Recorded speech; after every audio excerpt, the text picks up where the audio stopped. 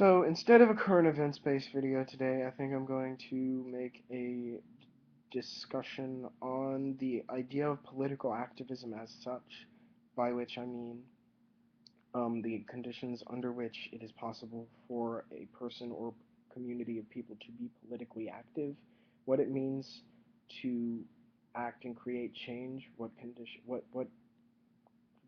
satisfies those conditions. Um, whether or not it's happening in the mainstream today. My camera is strange. Okay. So a lot of my thinking on this issue is influenced by number one, communist wing jobs, but number two, a book written by Soren Kierkegaard in the 1800s called The Present Age, which is reading it, one gets the impression that it actually is the present age, as in like 2013 and not, I think, the 1820 something. Maybe I'm wrong on that. 18 something when it was written. Um, the crux of the book is that things don't happen anymore uh, in a literal sense, by which he means essentially back in the old days, let's say, well, it was written in 1800. Um, let's say you go back to 1776. If a bunch of people felt their desires were not being met, they would think about who was causing this. Then they would get together and they would go kill that person. And it was pretty simple. That would cause riotous civil wars. It would cause complete turmoil, but they did it, and they allowed themselves to be thrown.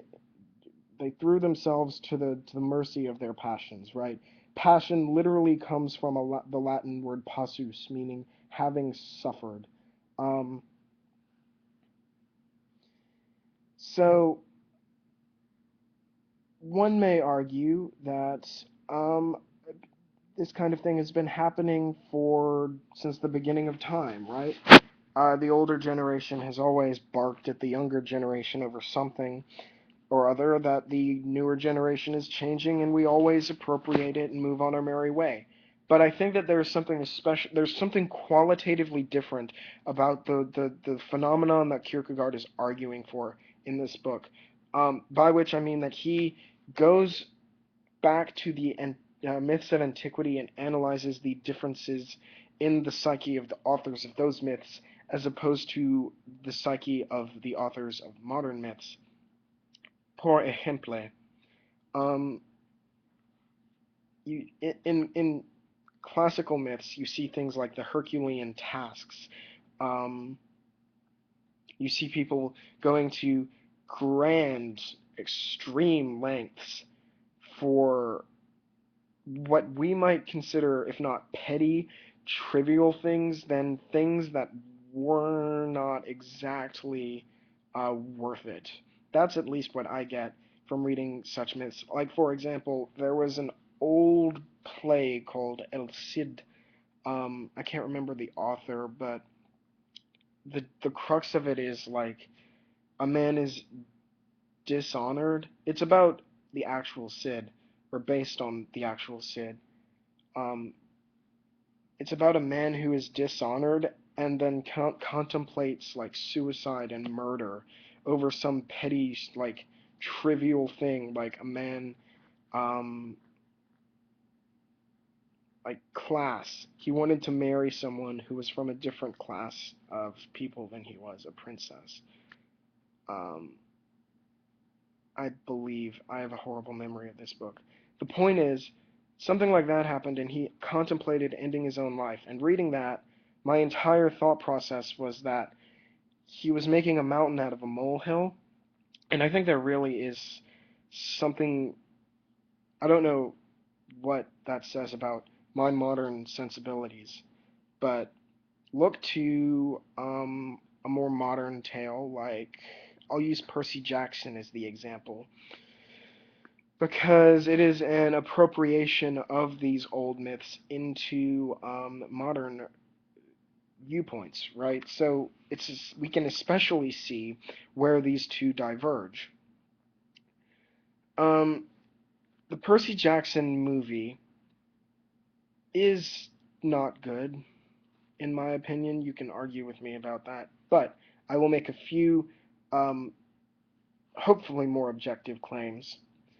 First off is the sense of irony that one gets throughout the entire um, movie. There's this need for what is called comic relief.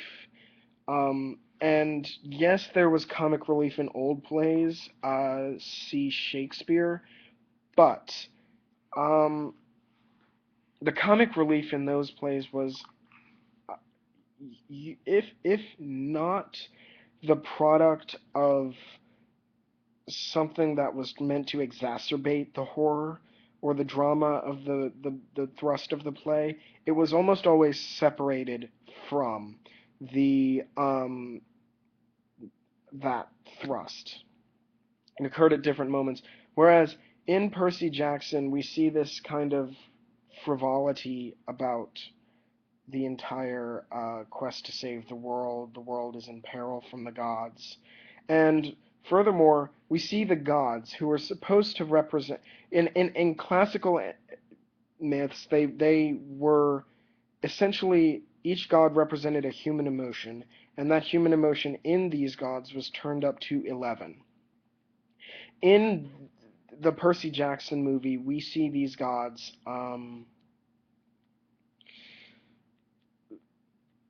turned into human beings with the desire to be separated from these emotions as much as we see the main characters do, making jokes. Zeus wears a leather jacket, for Christ's sakes. And that's, to quote, that's what Kierkegaard is talking about. We like to trick ourselves into thinking that we do things without actually doing them. Um, there's this fantastic part near the beginning of the book where he says that we're a person from a foreign land to read a newspaper. He might say, "Good heavens, something has happened or is about to happen today," when in fact nothing has happened. Um, and there's another part where he talks about how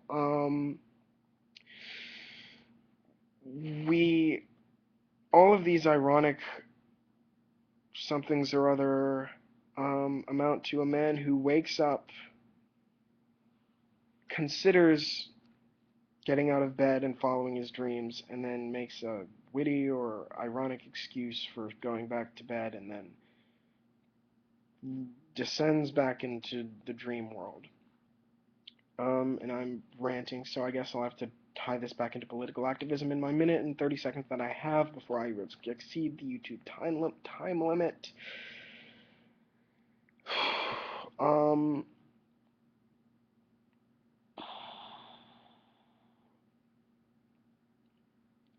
so let's go and tie this to a real world example. Occupy Wall Street. What did that do? Nothing. Okay. Lots of very promising political movements go nowhere. Could it have done anything? No. I don't understand the entire concept of occupation as, I'll take that back. Occupation in, say, the civil rights context was helpful, but occupation as in its modern incarnation is almost a perfect example of the way in which we like to just not. We go places, we sit there, and we talk. We could do the exact same thing over the internet, which, by the way, is another perfect example of very rarely getting shit done and thinking that we are, in fact, getting shit done.